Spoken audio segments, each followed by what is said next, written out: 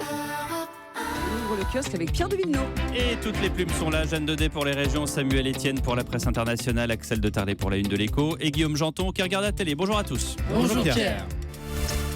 Et on commence par vos quotidiens nationaux. Impôts, tout ce qui va changer en 2016, titre Les Échos, la baisse d'impôts sur le revenu de 2 milliards, le taux des prélèvements obligatoires, la part des loyers imposables, les taxes sur le diesel, le coup de pouce pour l'emploi à domicile, etc., etc. La Croix se demande comment tenir les promesses de la COP21, avec notamment une longue interview de l'ambassadrice chargée justement des négociations sur le changement climatique. L'état d'urgence conduit la police et la justice au bord du burn-out, dit l'Opinion ce matin.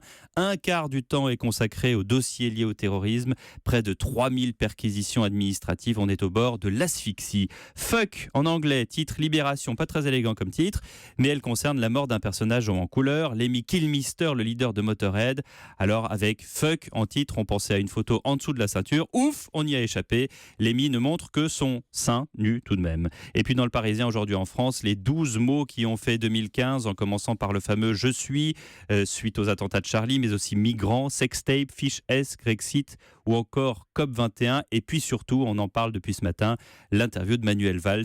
La nation corse, je ne sais pas ce que c'est. Il n'y a pas de séparation possible, dit le Premier ministre. On y revient tout à l'heure dans le journal de 6h30. À la une des régions, Jeanne Daudet, qu'avez-vous retenu ? Eh bien, la situation dans les stations de ski de plus en plus compliquée, notamment dans les Pyrénées. C'est à la une de l'Éclair ce matin.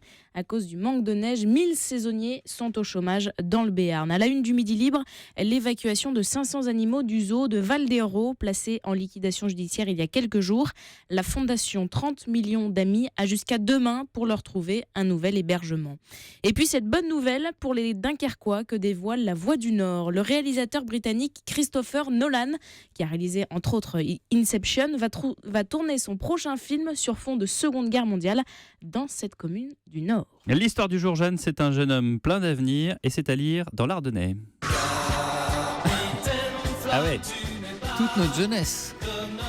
Pas la vôtre, Samuel. Ça c'est méchant. Ça, c'est Déjà, ça va vous rester dans la tête Vous l'avez toute la cherché en même journée. temps. Donc c'est pas totalement Capitaine Flamme comme on le connaît, mais on pourrait l'appeler Capitaine Flamme. Il s'agit de la mascotte des Flammes, une équipe de basket féminine de Charleville-Mézières. Cette mascotte, Flammy, pour faire simple, se confie ce matin et on découvre Sébastien, 30 ans, qui prend son rôle, mais alors très au sérieux. C'est presque une double vie. Il s'entraîne pour que tout soit parfait, enchaîne les réunions pour créer constamment de nouvelles animations, veut évoluer à chaque match. Il n'a pas hésité à s'entraîner 6 heures juste pour une figure. Impossible de rater et de ridiculiser Flammy, confie Sébastien.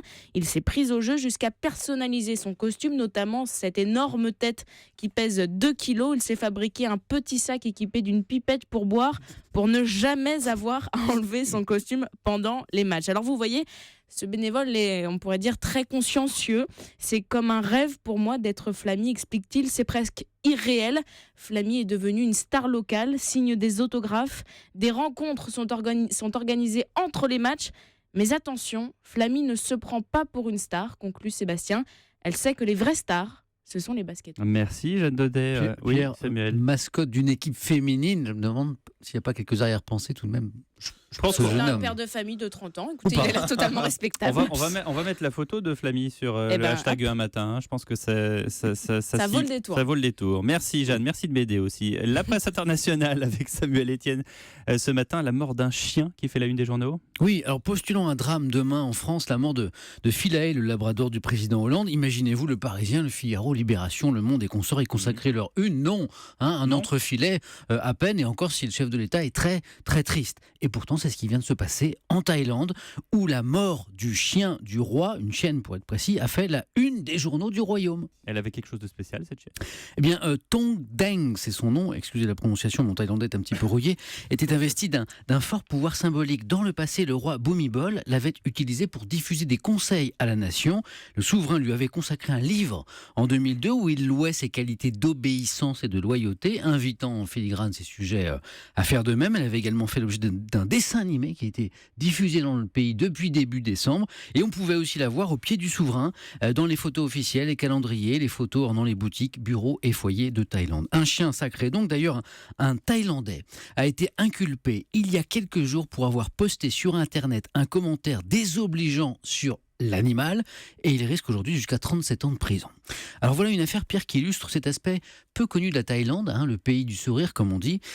Chaque année, des centaines de personnes y sont condamnées pour crimes de lèse-majesté. Le roi ne gouverne pas réellement, mais sa proximité avec l'armée en fait un pouvoir très présent, une figure tutélaire dont les médias ne cessent de vanter le dévouement total à son peuple et ses œuvres de bienfaisance, ce qui ne l'empêche pas d'être le souverain le plus riche au monde, avec un patrimoine estimé à 23 milliards d'euros. Ah, quand même. Ça me laisse quoi, tout ça?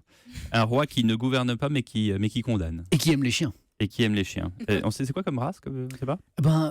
J'ai regardé la photo. Vous mettrez la photo aussi Oui, sur un oui, matin. oui, franchement, c'est dur à dire. Axel de Tarlet, un quiz ce matin. Exactement, moi pour terminer l'année, on va voir si vous avez bien écouté les informations durant cette année 2015, les informations Surtout économiques éco, voilà. que j'ai données.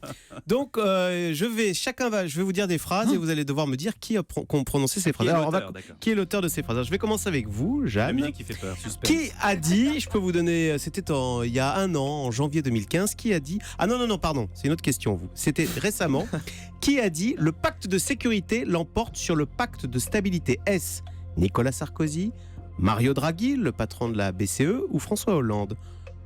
Je dirais François Hollande. Ouais, bien joué, c'est Bravo. François Hollande, vous avez gagné après Merci, les attentats. merci. Il a dit en gros que les 3% de Maastricht, il les renvoyait au calendrier grec, que maintenant on pouvait lâcher les déficits. Question pour Samuel. Qui a dit... Alors c'est là, c'était en janvier dernier. Il faut des jeunes Français qui aient envie de devenir milliardaires. Est-ce Nicolas Sarkozy, Emmanuel Macron ou Mark Zuckerberg, le patron de Facebook? Jeanne, elle sait, moi je dirais Macron. Bien joué, Emmanuel Macron. Il avait dit ça, il dit qu'il faut qu'il y ait des Facebook en France, il faut qu'il y ait des Google en France, donc il faut que des jeunes aient envie de créer ces startups et deviennent milliardaires presque incidemment. Voilà. Question pour Guillaume maintenant, qui a dit: nous ne sommes même pas tombés d'accord sur le fait de ne pas être d'accord. Est-ce Pierre Gattaz à propos de Philippe Martinez? Est-ce Yanis Varoufakis, souvenez-vous, le ministre grec des Affaires économiques, à propos de Wolfgang Schauble, son homologue allemand? Ou est-ce Arnaud Montebourg à propos d'Emmanuel Macron? Alors je pensais que c'était Samuel Etienne, mais étant donné que j'ai votre feuille sous les yeux, je vais dire la réponse B. Non, vous n'avez pas mince, la feuille j'ai sous les mal yeux. lu, Et alors. bravo, vous avez gagné. C'est bien Yanis Varoufakis. Elle était Voilà. dure, ça. Elle était dure, celle-là. Et on a oublié qu'en juillet dernier, la Grèce a failli sortir de l'euro en 2015. Voilà. Et je termine par vous, Ah, mais moi, je avec vais la perdre, question la c'est pas plus drôle. salace. Pierre, Je vais perdre. qui a dit: on est comme une sorte de prostituée, le job c'est de séduire? Est-ce Emmanuel Macron à propos du métier de banquier d'affaires? Philippe Martinez, donc le leader de la CGT, à propos des négociations avec les patrons? Ou alors Pierre Gattaz, donc le patron du MEDEF, à propos des contrats décrochés par les entreprises françaises à l'étranger? Qui a dit donc? C'est pas la première réponse. C'est pas le style de Gattaz. Moi, je dirais plutôt Martinez, non? Vous pensez que c'est le style? Eh ben, perdu. J'avais perdu. J'avais dit que j'allais perdre. J'avais dit que j'allais Bravo, perdre. bravo. C'est Emmanuel Macron à c'est propos Emmanuel de Macron. son boulot chez Rothschild. Ah, Donc ah. voilà, vous voyez, c'est comme une sorte de prostituée, le job c'est de séduire. Bon, bah Eh alors ben. c'est pas comme des l'école des fans, votre truc. On gagne pas tout ça. Donc j'avais une médaille pour le gagnant, mais vous êtes 3 gagnants, alors vous la partagerez? Bah non, c'est moi C'est qui une gagne. médaille en parce que j'ai perdu. chocolat. Ah, bah non, Allez. pour vous consoler, alors je vous la donne, Ah oui, Pierre. c'est ça, c'est une autre consolation. Allez, à la télé ce soir, Guillaume Janton, je me présente, je m'appelle Daniel, c'est un documentaire. Bah, on sait sur qui.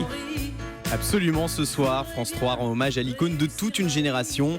Un artiste génial dont la popularité est toujours intacte 30 ans après sa disparition. C'est bien sûr Daniel Balavoine. Alors dans ce très beau documentaire, vous réentendrez bien sûr les plus grands classiques du chanteur, mais aussi des témoignages de ceux qui l'ont côtoyé au plus près, comme le photographe Alain Marouani. Il se souvient des conditions très précises que Balavoine avait imposées à sa maison de disques au tout début de sa carrière, en 1975. Moi, c'est très simple. Je veux 3 albums garantis. Je veux choisir mes musiciens, mes studios, mes chansons. Un artiste inconnu qui vous dit ça, on lui monte la porte. Ça n'est jamais arrivé. Allez savoir pourquoi. Le gars avait tellement de personnalité que Léo Messire dit « Je suis d'accord ».